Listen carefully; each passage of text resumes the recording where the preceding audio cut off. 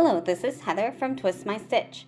Thank you for joining me for this tutorial of the single crochet 2 together or single crochet decrease. Be sure to check the description below for pattern links using the stitch.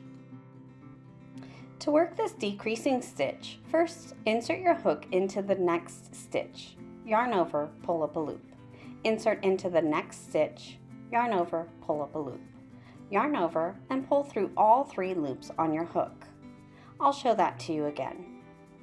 Insert into the next stitch, yarn over, pull up a loop. Insert into the next stitch, yarn over, pull up a loop. Yarn over and pull through all 3 loops on your hook. And that is the single crochet 2 together or single crochet decrease. If you have a video request, send me an email and subscribe to my blog at twistmystitch.com.